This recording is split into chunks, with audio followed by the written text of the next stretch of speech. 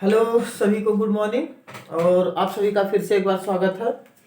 तो आज हम लोग फिर कल से आगे बढ़ेंगे। कल तक हमने पढ़ा था कि हड़प्पा सभ्यता के उसका नेचर पढ़ लिए थे, उसमें नाली व्यवस्था कैसी थी, आवास कैसे थे, अर्थव्यवस्था के कुछ पॉइंट पढ़े थे। तो अब जहाँ तक कल पढ़े थे वहीं से आज आगे हम लोग पढ़ेंगे। तो हड़प्पा अर्थव्यवस्था में ही अगला जो हेडिंग है उसमें वो था मन का उद्योग। ये है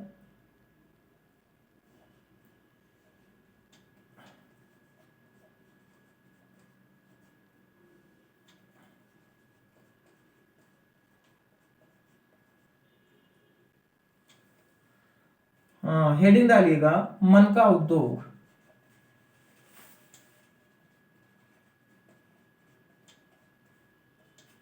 मन का उद्योग इसमें लिखिएगा कि मन का उद्योग भी एक प्रमुख व्यवसाय था। मन का उद्योग भी एक प्रमुख व्यवसाय था। मन के सोना चांदी तांबा, सोना चांदी तांबा और कीमती पत्थरों में कोष्टक में लिख लीजिएगा, कोष्टक बना के कार्निलियन। ये इंपॉर्टेंट है। ये जो है कार्निलियन पत्थर जो है ये बहुत इंपॉर्टेंट था उन लोगों के लिए। इसमें क्वार्ट्ज भी एक पत्थर है, क्वार्ट्ज। और इस क्वार्ट्ज के बाद जो है जैस्पर है। तो ये तीन चार पत्थर है ये कोष्टक में। उसके बाद जो है कोष्टक बंद कर दीजिएगा। फिर उसमें आगे बढ़िएगा कि सेल खड़ी, ये भी एक पत्थर है। सेल खड़ी, शंख, एवं पक्की मिट्टी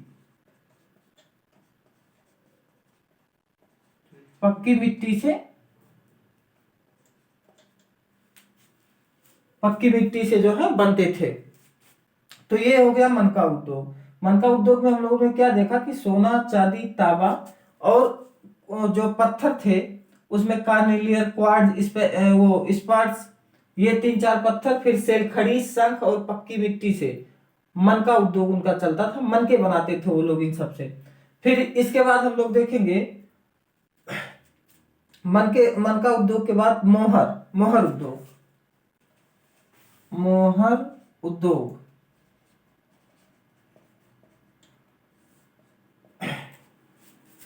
उद्योग। मोहन निर्माण भी एक प्रमुख व्यवसाय था। मोहरे कई प्रकार के पदार्थों से बनती थी। सर्वाधिक मानक मोहरे सेलखड़ी से बनती थी। ये जो सेलखड़ी पत्थर था, सर्वाधिक मानक मोहरे सेलखड़ी पत्थर से बनती थी। मोहरों का आकार वर्गाकार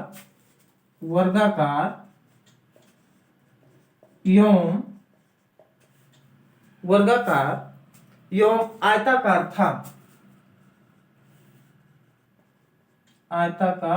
था। ये तो हड़प्पा में जो मोहर उद्योग था वो मानक मोहरे सेलखड़ी से बनती थी और मोहरों का जो आकार होता था वो वर्गाकार एवं आयताकार।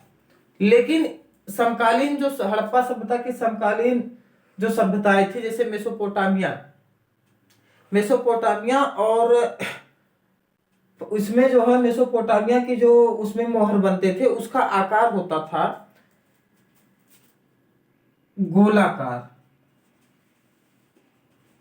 मेसोपोटामिया में जो है गोलाकार होता था मोहरे, और फारस की मोहरे जो है वो बेलनाकार होती थी।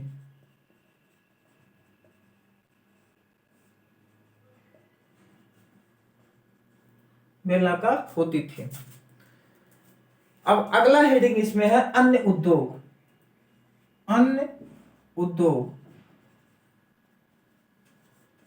अन्य उद्योग में हम देखते हैं कि वो मृद भांड का निर्माण भी करते थे। मृदभांड मतलब बर्तन, मृदभांड का निर्माण, ईंट उद्योग, और वो ईंट उद्योग करते थे 4:2:1, इस पैटर्न पर वो ईंट का निर्माण करते थे 4:2:1 में। पत्थर उद्योग था, पत्थर के बाद जो है चटाई बुनाई आदि, चटाई बुनाई आदि अन्य महत्वपूर्ण उद्योग थे। तो हम लोगों ने देखा कि हड़प्पा में जो अर्थव्यवस्था था उसमें मनका उद्योग, मोहर उद्योग, फिर पशुपालन, कृषि, इन सब से जो है उनका अर्थव्यवस्था चलती थी। अब हम लोग देखते हैं कि जो हड़प्पा में कुछ स्थान हैं और वहां से क्या उद्योग होता था। जैसे मान लीजिए मोहनजोदड़ो था, तो वहां से वस्त्र निर्माण हुआ, वस्त्र का उद्योग होता था, उसके साक्ष्य मिले। हड़प्पा में ताम्र मिला। तो हम लोग कुछ स्थानों के जो महत्वपूर्ण वहां से स्थान मिले हैं और वहां से क्या उद्योग होता था वो हम लोग देखते हैं। तो हेडिंग डाल लीजिएगा कि कुछ विशेष वस्तुओं के उत्पादन से संबंधित स्थान, कुछ विशेष वस्तुओं से उत्पादन में संबंधित स्थान।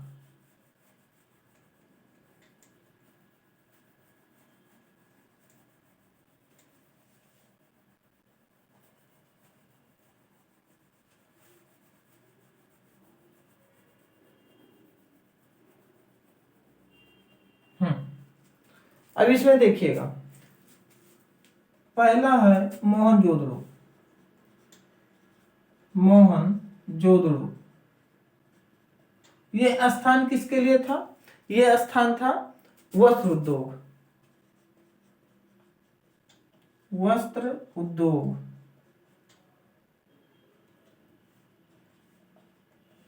हड़प्पा, हड़प्पा था ताम्र उद्योग, ताम्र उद्योग, ये था ताम्र उद्योग।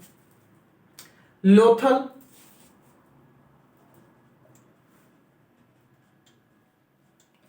लोथल था हाथी दांत उद्योग, हाथी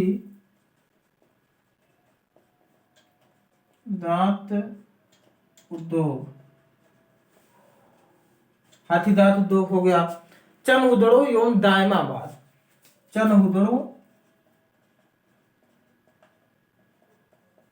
एवं दायमाबाद, दायमाबाद। चनहुदड़ो एवं दायमाबाद जो है वो कांसा उद्योग था। यहां से कांसे की बनी जो है वस्तुएं प्राप्त हुई थी, कांसा उद्योग।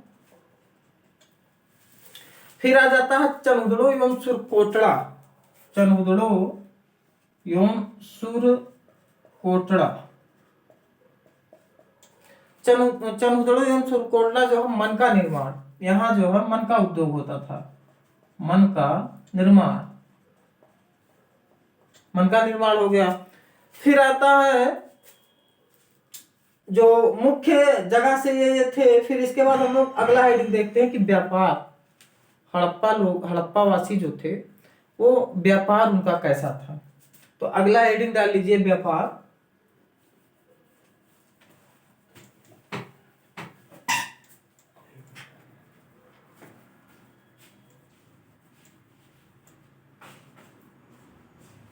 अगला हेडिंग है व्यापार।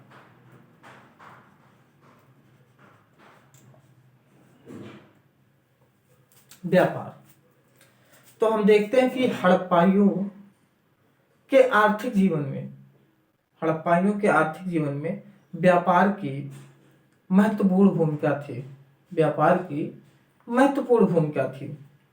वह आंतरिक तथा बाह्य, वह आंतरिक तथा बाह्य दोनों प्रकार से व्यापार करते थे। अब आंतरिक में वो जैसे मोहनजोदड़ो हुआ, हड़प्पा हुआ, तो हड़प्पा और मोहनजोदड़ो, चनहुदड़ो, यहाँ सबसे जो व्यापार करते थे वो तो हो गया स्थानीय व्यापार, मतलब आंतरिक व्यापार। और बाह्य व्यापार हम लोग देखें कि मतलब बाहर कहाँ कहाँ से व्यापार करते थे। तो बाह्य व्यापार में बाह्य व्यापार में आता है कि हड़प्पाइयों का विदेशी व्यापार मुख्यतः मेसोपोटामिया हड़प्पाइयों का मुख्य व्यापार जो है वो मेसोपोटामिया से और मेसोपोटामिया के माध्यम से नील की सभ्यता से भी होता था। मेसोपोटामिया के माध्यम से नील की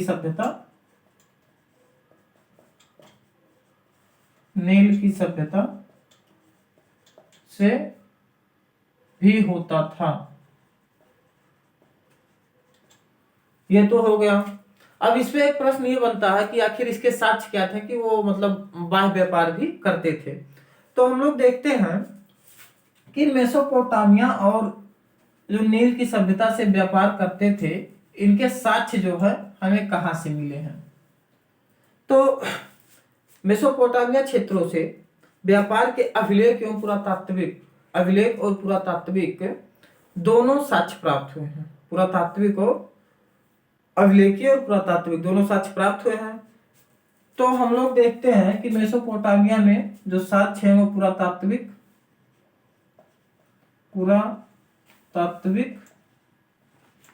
साक्ष्य और ये हो गया अभिलेखीय साक्ष्य, अभिलेख साक्ष्य। तो मेसोपोटामिया के अभिलेख सारगोन काल से तीन क्षेत्रों में व्यापार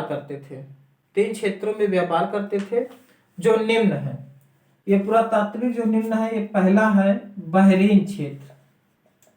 बहरीन क्षेत्र से पुरातात्विक साक्ष्य मिले हैं इसके बहरीन क्षेत्र से। ये वर्तमान में बहरीन है और इसे दिलमुन भी कहते हैं। वर्तमान में बहरीन नाम है और पुराना नाम इसका दिलमुन है। फिर हम लोग देखते हैं मगन से भी मिला है। मगन है मकरान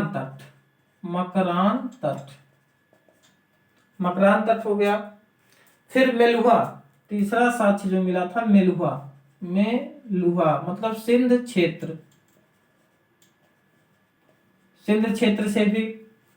तो ये तो पुरातात्विक साक्ष्य हो गए कि बहरीन क्षेत्र, मकरान तट, सिंध क्षेत्र। फिर आते हैं अभिलेख साक्ष्य में। तो हम लोग देखते हैं कि अभिलेखीय साक्ष्य में जो है वो मेसोपोटामिया की जो मोहनजोदड़ो से मेसोपोटामिया की मुहरें प्राप्त हुई थी। मोहनजोदड़ो में जो है वहां का मुहर वहां का बेलनाकार होता था। तो वहां की जो है मोहनजोदड़ो में मुहरें प्राप्त हुई। तो इससे क्या लगेगा, मान लीजिए किसी कहीं बाहर का अगर अपने यहाँ कोई चीज मिलता है, मुहरे वगैरह, तो इससे यही लगता है कि वहां के आदमी यहाँ आते जाते थे, तो व्यापार होता था। लोथल से जो है फारस की मुहरें प्राप्त हुई। लोथल से जो है फारस की मुहरें प्राप्त हुई थी। तो ये पहले में हो गया मोहनजोदड़ो से मिला मोहरे। फिर लोथल में मिला मोहर, यह फारस वाली मोहर। और फारस की मोहरें गोलाकार होती थी और ये जो मेसोपोटामिया की थी वो बेलनाकार होती थी। अब आ जाता है फिर तीसरे में उर और निपुर जैसे मेसोपोटामियाई स्थलों से सिंधु घाट की मोहरें प्राप्त हुई। सिंधु घाट की मोहरें प्राप्त हुई। तो ये तो हम लोगों ने देखा कि भाई बाहर से जब व्यापार करते थे तो आखिर उसका कुछ साक्ष्य क्या था, किससे पता चला कि वो बाहर व्यापार करते थे। तो यही चीजें थी पुरातात्विक साक्ष्य में बहरीन क्षेत्र से मकरान तट सिंध क्षेत्र में मिले। फिर अभिलेखीय साक्ष्य में आ जाते हैं तो मोहनजोदड़ो में जो है मोहरे मिली, फिर लोथल में मोहरे मिली, सिंधु घाटी में जो है मिली। तो ये तो व्यापार हम लोगों ने देखा। फिर हम लोग आगे देखते हैं कि हड़प्पा में जो है आयात क्या करते थे, निर्यात क्या करते थे। तो अगला हेडिंग है कि आयात एवं निर्यात। अगला हेडिंग डाल लीजिए, आयात एवं निर्यात।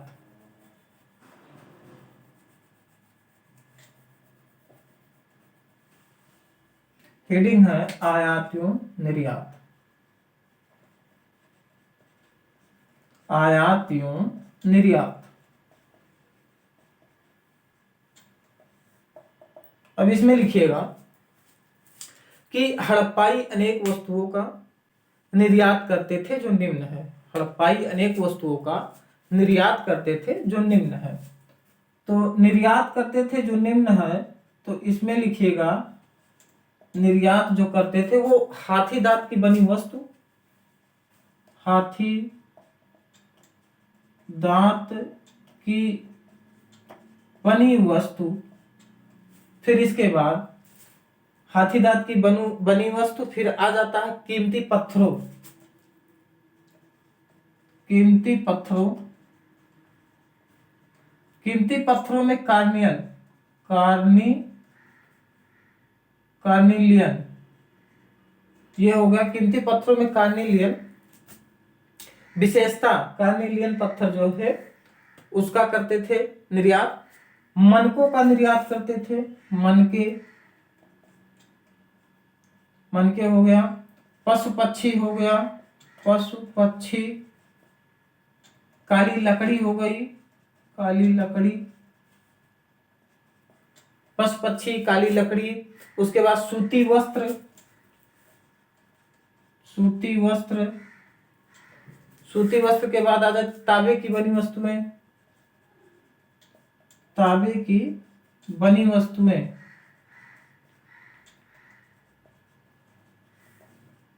तांबे की बनी वस्तुएं आदि। फिर हम लोग देखेंगे, ये तो निर्यात करते थे। फिर हम लोग देखते हैं कि आयात क्या करते थे। तो आयात में हम लोग देखते हैं कि हड़प्पाई निम्न वस्तुओं का आयात करते थे। अब इसमें क्या है, सोना आयात करते थे। सोना कहां से, ईरान से। सोना हो गया ईरान से।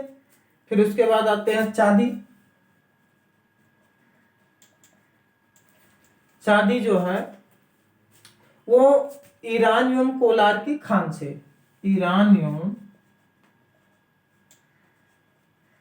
कोलार की खान से, कोलार की खान से। फिर तांबा, तांबा जो है वो खेतड़ी की खान, राजस्थान, खेतड़ी की खान, खेतड़ी की खान राजस्थान। सोना चांदी तांबा। लाजवर्ड एक चीज है, लाजवर्ड, लाजवर्ड का जो है वो बदकसा, मध्य एशिया, बदकसा मध्य एशिया,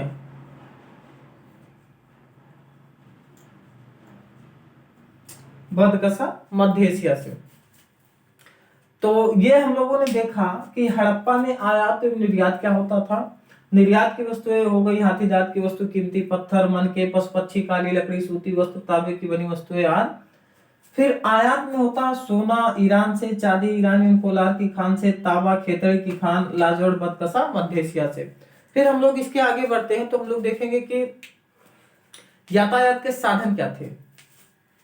हड़प्पा में यातायात के साधन क्या थे, कैसे वो एक जगह से दूसरी जगह पे जाते थे। तो अगली हेडिंग यही डालिए कि यातायात के साधन, यातायात के साधन,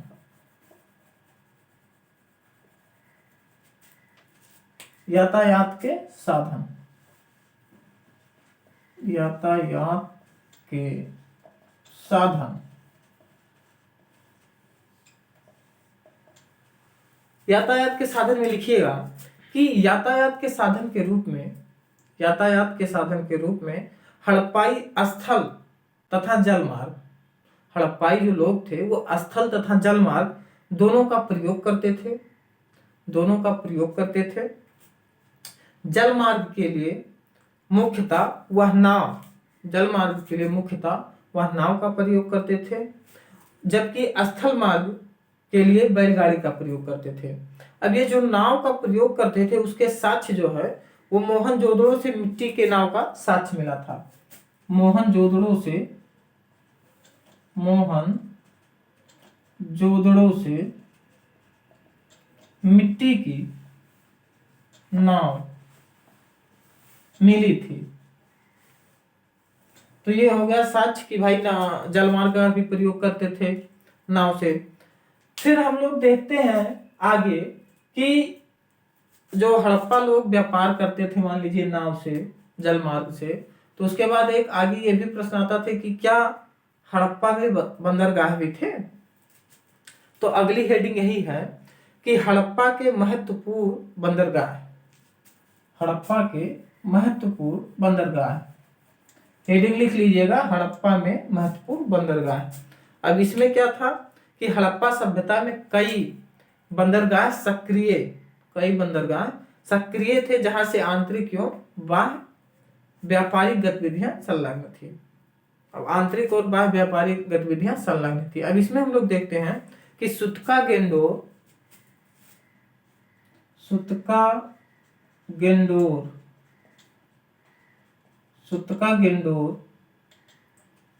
और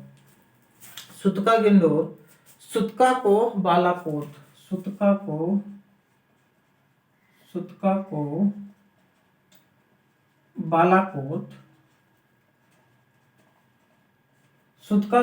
और बालाकोट और फिर अल्लाह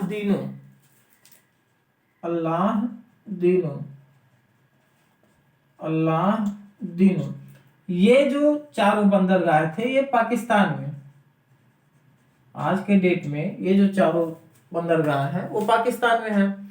और इसके बाद जो है 5वां नंबर प्रभास पाटन,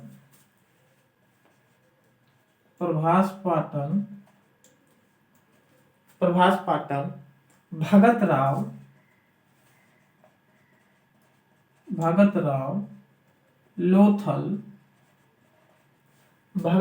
लोथल, नागेश्वर।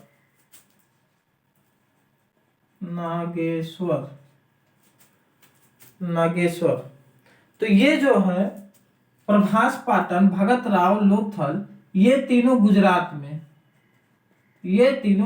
में हैं। और ये जो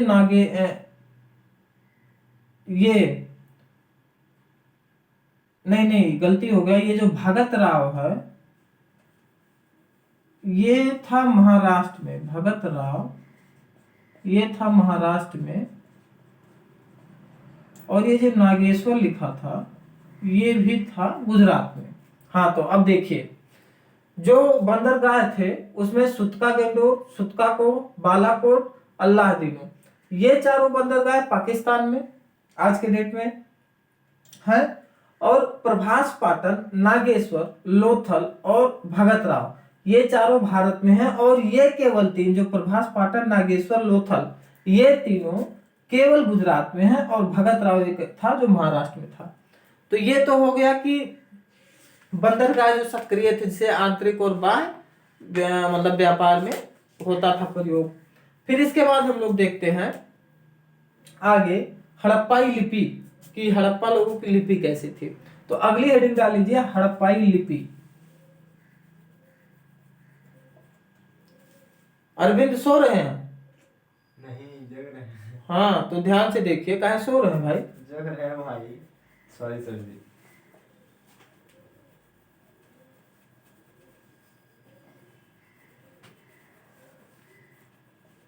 मजा नहीं आ रहा था? बहुत मजा आ रहा पढ़ाई। बहुत जरूरी नोट्स है, फ्री आप कास्ट दे रहा हूं। लाइव चलाइएगा। तो हेडिंग डाल लीजिए अगला हड़प्पाई लिपि। हड़प्पाई लिपि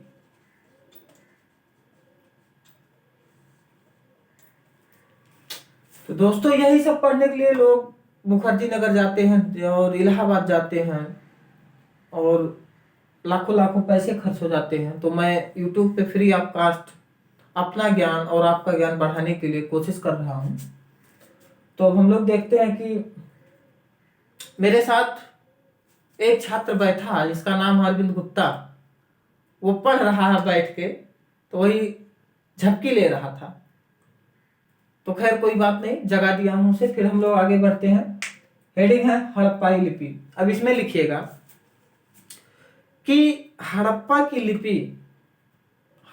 लिपि अभी तक पढ़ी नहीं जा सकी है, अभी तक पढ़ी नहीं जा सकी है। विद्वान इसे भाव चित्रात्मक कहते हैं, विद्वान इसे भाव चित्रात्मक लिपि कहते हैं, भाव चित्रात्मक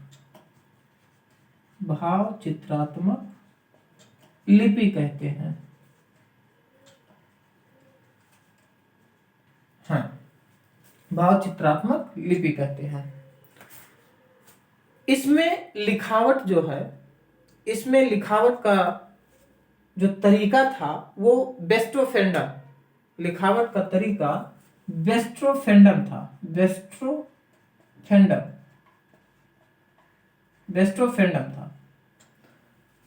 वेस्ट्रोफेंडम था, जिसमें पहली पंक्ति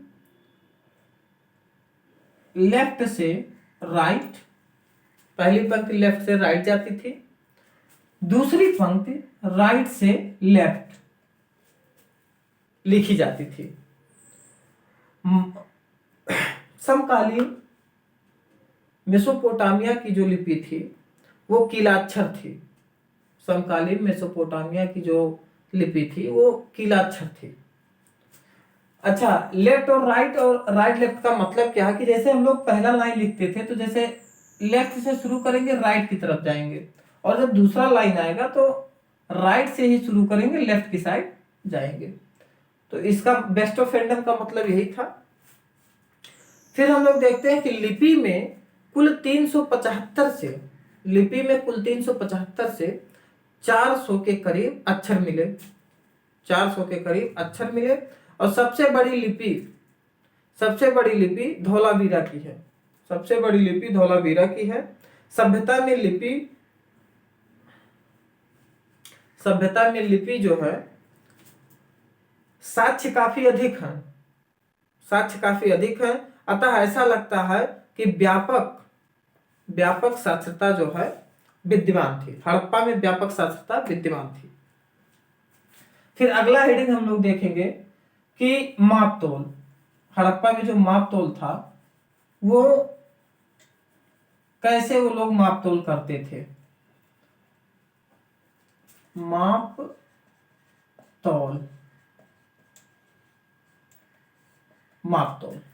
अब इसमें हम लोग देखते हैं कि हड़प्पाई मापने तथा तौलने के ज्ञान से परिचित थे, हड़प्पाई मापने तथा तौलने के ज्ञान से परिचित थे। अब इसका जो है साक्ष्य कहां से, वो मतलब मापने और तौलने के लिए जैसे फुट और घन का प्रयोग करते थे, फुट और घन का प्रयोग करते थे। लोथल से तराजू, लोथल जो जगह थी वहां से तराजू और एक जो है एक स्केल प्राप्त हुआ था। लोथल से एक स्केल मतलब हम लोग पटरी कहते हैं आज के डेट में ना, जो होता है स्केल, यहां से लोथल से प्राप्त हुआ था एक स्केल, और मोहनजोदड़ो से प्राप्त हुआ था तराजू। तो ये जो साक्ष्य मिले थे इसी से पता चलता था कि आखिर भाई तराजू आज के डेट में क्या काम करता है, तौलने वाला ही करता है। और लोथल से जो एक स्केल मतलब किसी चीज को मापना है सेंटीमीटर में, मीटर में, तो स्केल। तो इन दोनों साक्ष्यों से ये पता चलता है कि हड़प्पा के लोगों को जो है वो मापतोल करने की जो ज्ञान था उससे परिचित थे वो। अच्छा, एक चीज यहाँ पे ध्यान देने लायक है कि हड़प्पा में जो है वो मतलब मुद्रा का चलन नहीं था, हड़प्पा में मुद्रा का चलन नहीं था। विनिमय का माध्यम जो था वो वस्तु विनिमय था, विनिमय का माध्यम वस्तु विनिमय था। ये तो हम लोगों का खत्म हुआ एक पार्ट इसमें। अब हम लोग देखते हैं कि हड़प्पा में जो है समाज कैसा था हड़प्पा का। तो हेडिंग डाल लीजिए हड़प्पाई समाज, हेडिंग डाल लीजिए हड़प्पाई समाज।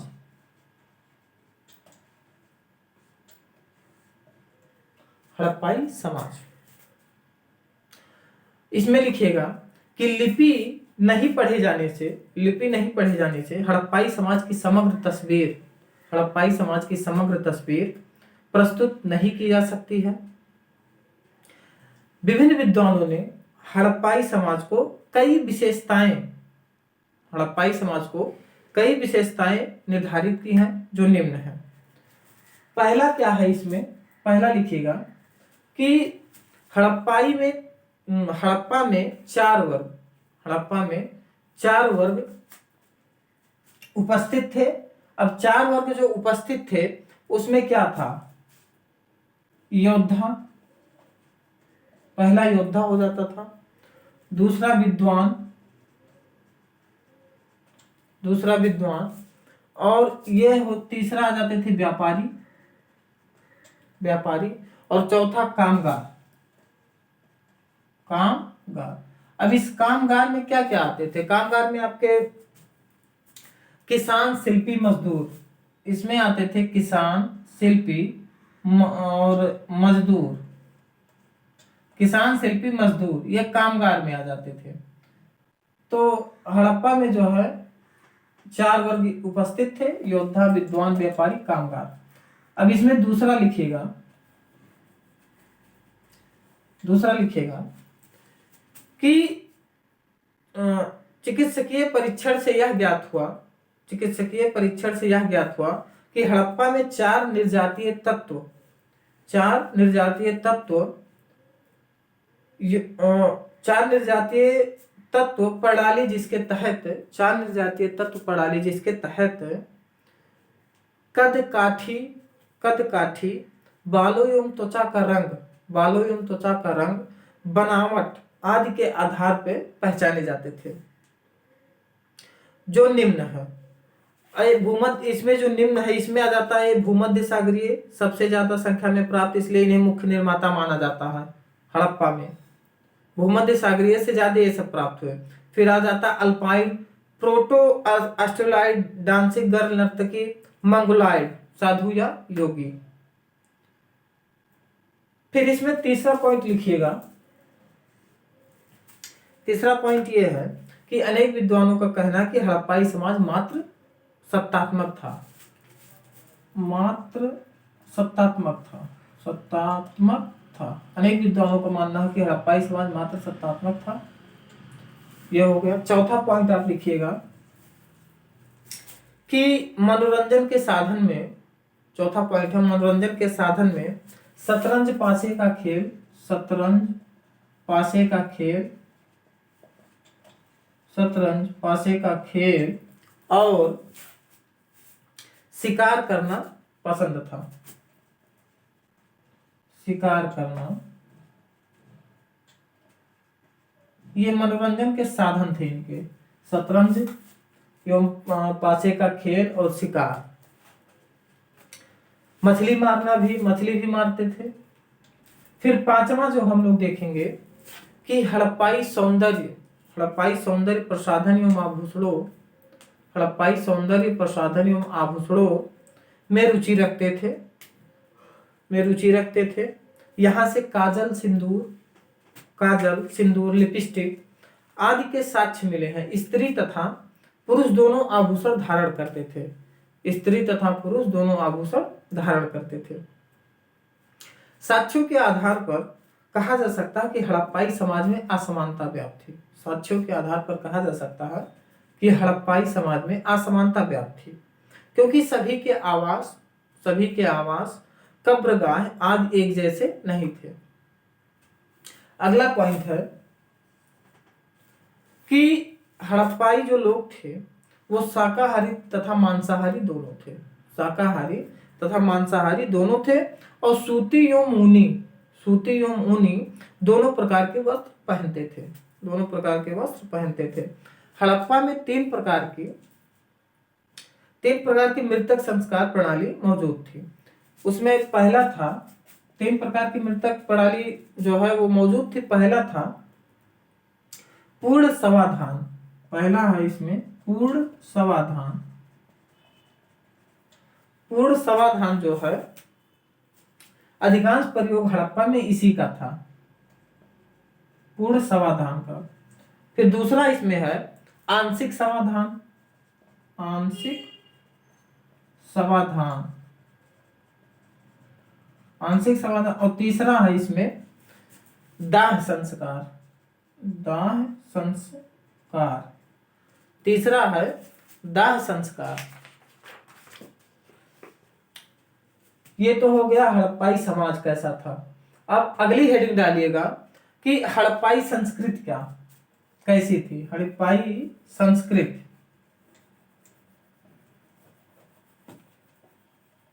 अगली हेडिंग है हड़प्पाई संस्कृति, हड़प्पाई संस्कृति।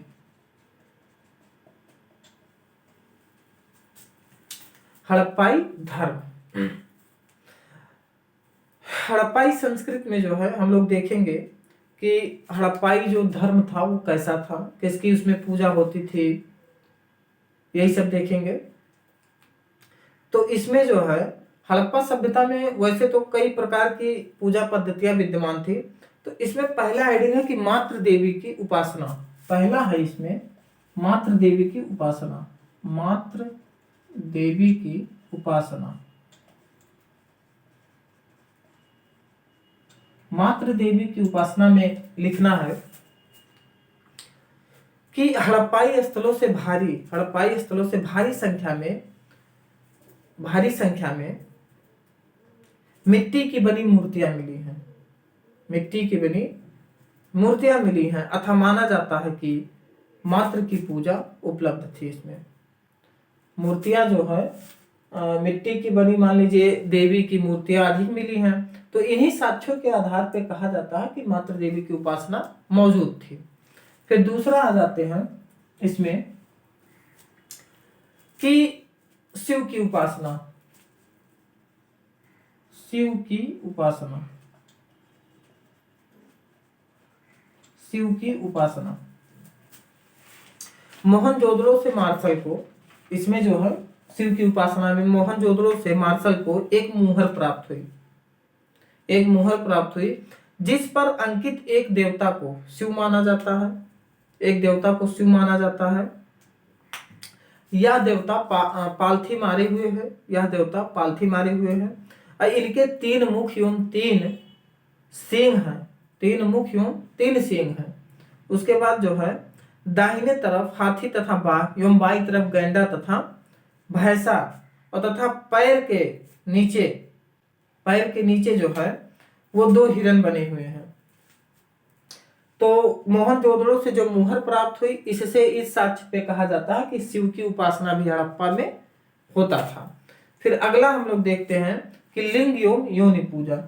जो तीसरा है लिंग एवं योनि पूजा, लिंग एवं योनि पूजा।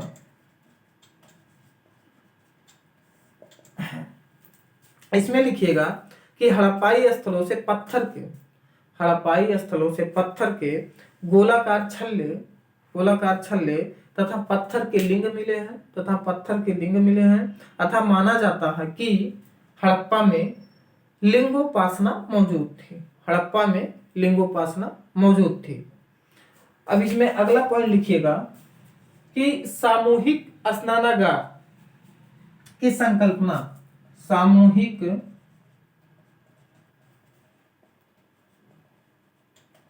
स्नानागार की संकल्पना।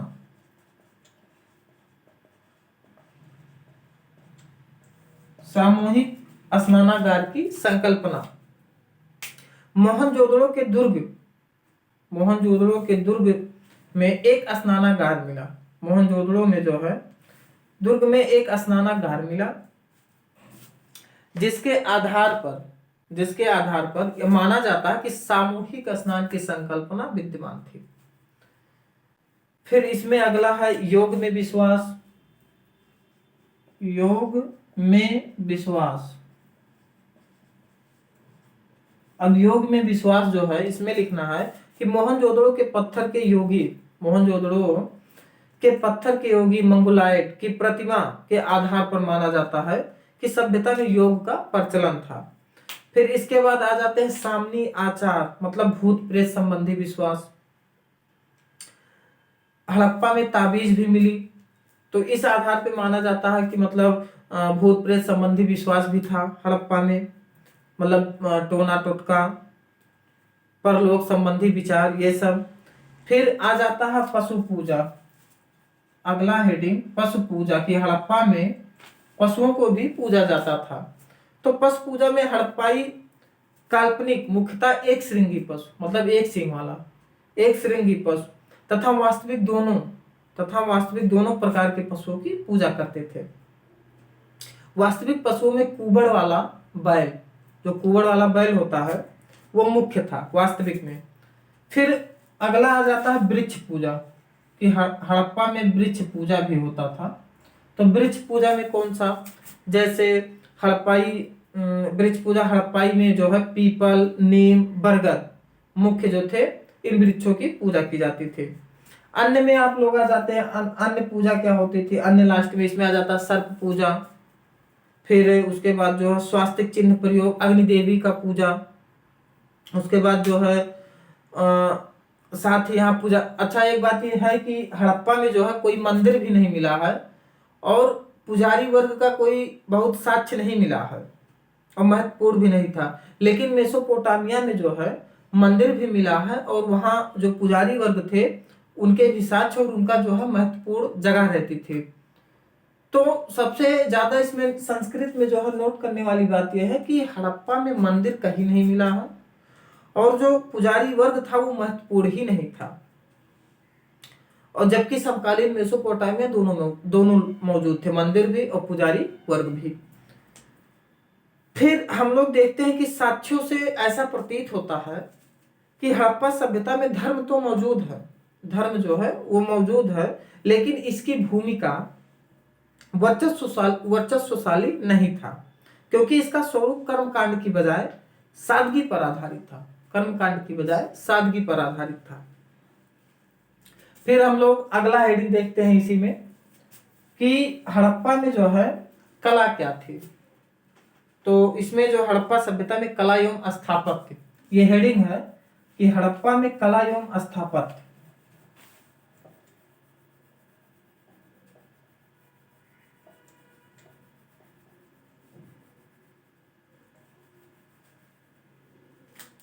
हड़प्पा में कला एवं स्थापत्य,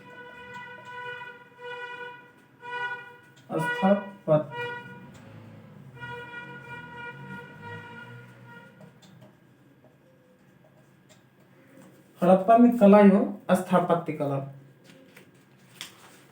तो हम लोग देखते हैं कि इसमें ये हेडिंग है, इसमें हम लोग ऐसे ही समझते हैं कि स्थापत्य कला में जो है वो हड़प्पा जो है निश्चित योजना व खाके के आधार पे भवनों का निर्माण किया था। अब इनके भवन स्थापत्य एक मंजिला, 2 मंजिला, कहीं कहीं बहुमंजिला विशाल भवनों को उच्च स्तरीय प्रविधि के साथ बनाया गया। तो इन्होंने जो मकान बनाया था 1 मंजिला 2 मंजिला, इससे लगता है कि स्थापत्य कला भी मतलब निपुण थे। मूर्ति कला, मूर्ति भी मिली है कई सारी, तो हड़प्पाई मूर्ति कला में काफी निपुण थे। उत्खनन से विभिन्न प्रकार की मूर्तियां प्राप्त हुई थी। और उसके बाद में जो है तो हम लोग ये कह सकते हैं कि इन सब के आधार पे कि हड़प्पा में जो कला, वास्तुकला, इन सब में वो निपुण थे, क्योंकि भवन भी मिला था, मूर्ति भी मिली थी उत्खनन से। और इसके बाद अगर हम लोग बात करें कि हड़प्पा में विज्ञान एवं प्रौद्योगिकी में वो लोग कितना आगे थे, तो इसमें भी हम लोग कह सकते हैं कि हड़प्पाई जो है उच्च वैज्ञानिक तथा तकनीकी प्रतिभा से युक्त थे। उच्च वैज्ञानिक तथा जो तकनीकी होता है उससे वो जानकारी उनको थी, क्योंकि जो मापने तोलने की विधि वो लोग हम लोग पढ़े हैं कि तराजू मिला है, स्केल मिला है। अगर इसके आधार पे हम लोग देखें तो वो जो हड़प्पा वासी अंक गणित ज्यामिति व दशमलव का ज्ञान रखते थे। इनके बाट बटखरे, भाई तराजू मिला तो बाट बटखरा भी रहना जरूरी है, किससे आखिर तौल करेंगे वो, तो बाट बटखरे अंकों को आधा या दोगुना करके निर्मित किए गए। ईंटों को 4:2:1 जो है बनाया गया। निश्चित पैमाने के स्केल मिले। भवन, सड़क एवं नाली निश्चित माप एवं योजना के साथ बने, अथा कहा जा सकता है कि हड़प्पाई जो है अंक गणितीय व बीज गणितीय का ज्ञान रखते थे। फिर अगर इसमें जो है खगोल विज्ञान की बात करें तो हड़प्पा में जो है विभिन्न मौसमों में उगने वाली फसलें बोई जाती थी। तो इन सब फसलों को जो है बोने के लिए नक्षत्रीय ज्ञान जरूरी है, नक्षत्रीय गणनाओं का ज्ञान जरूरी है, कृषि पाचांग, अथा कह सकते हैं कि इन्हें खगोल विद्या की भी जानकारी थी।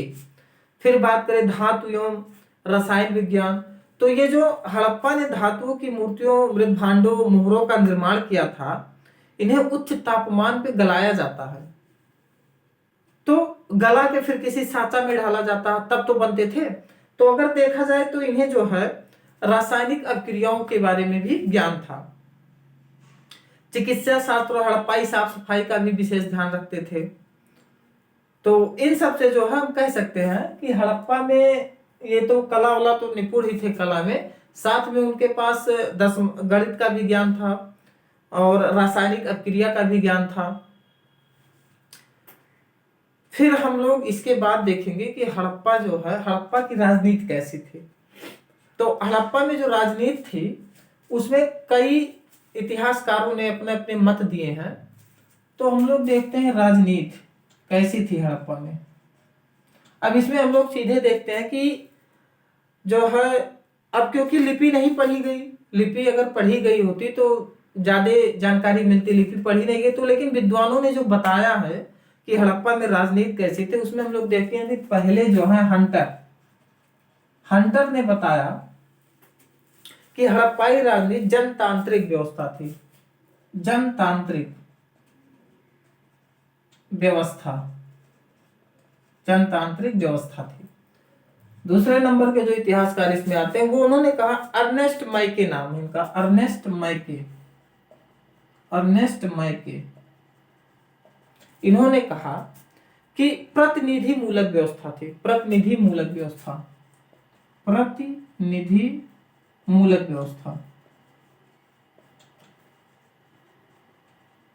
प्रतिनिधि मूलक व्यवस्था।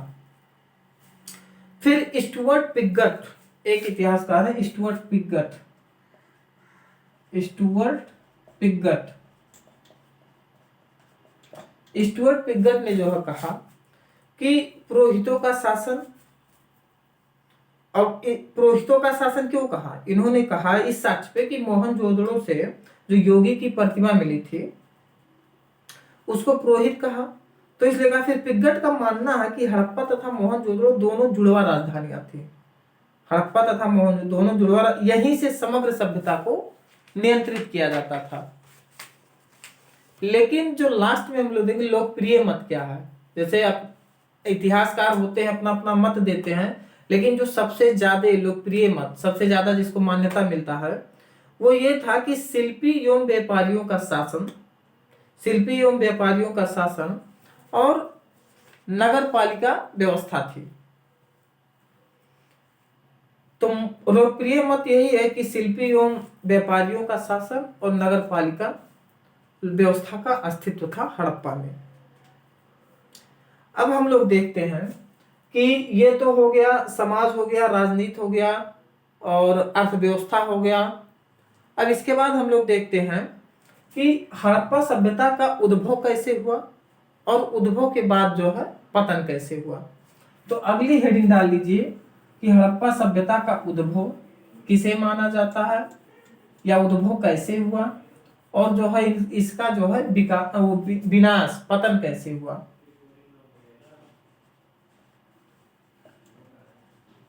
हड़प्पा का उद्भव एवं हड़प्पा का उद्भव एवं पतन। तो आप लोग देखेंगे इसमें हड़प्पा का उद्भव एवं पतन। टाइम कम है इसलिए हम थोड़ा इसको जल्दी जल्दी बताते हैं। तो जैसे कि जो उद्भव की बात करें तो इससे माना जाता है कि आर्यों से उत्पत्ति हुआ इनका। आर्य, क्योंकि जो है कोई लोग द्रविड़ से मानते हैं, कोई लोग आर्यों से मानते हैं और कोई लोग स्वदेशी मानते हैं। तो जो लोकप्रिय मत है वो यही था कि स्वदेशी से उत्पत्ति हुआ। इसमें जो क्या आते हैं रोमिला थापर जी आते हैं, आलचिन दंपत्ति, अमलानंद घोष, ये सब इतिहासकार हैं। इन्होंने बताया कि स्वदेशी उत्पत्ति का मतलब पहले ग्रामीण थे, धीरे धीरे ये विकास किए तो शहर से मतलब ग्रामीण से शहरी में आए। तो सबसे ज्यादा लोकप्रिय मत यही है कि इनका जो है स्वदेशी उत्पत्ति हुआ। फिर अगर पतन की बात करें तो इसमें कोई कोई कहता है कि बाढ़ द्वारा पतन हुआ, नदियों का सूख जाना हुआ। लेकिन जो सबसे फिर कोई कहता है कि व्यापार में गिरावट हुआ। लेकिन सबसे जो लोकप्रिय मत है वो अगर हम लोग देखते हैं तो जलवायु परिवर्तन एवं पारिस्थितिकी असंतुलन जो है, जब ये सब हुआ तो फिर सभ्यता का जो है पतन हुआ है। तो बस आज के लिए इतना ही। और हम देखते हैं कि हड़प्पा जो है सभ्यता ये कंप्लीट मतलब हम अपनी तरफ से तो पढ़ा दिए हैं। बाकी आप लोग अगर कोई एक बुक भी पढ़ेंगे तो जो भी छोटे मोटे फैक्ट है वो सब उसमें दिया रहता है। तो समय कम था इसलिए उद्भव और पतन ऐसे ही बता दिया। कई इतिहासकार अपना अपना मत देते हैं कि उद्भव किसने किया, पतन किसने मतलब कैसे हुआ। तो प्राचीन इतिहास में हड़प्पा सभ्यता खत्म हो गया। अब हम लोग कल शुरू करेंगे वैदिक काल। तो आज के लिए इतना ही, धन्यवाद।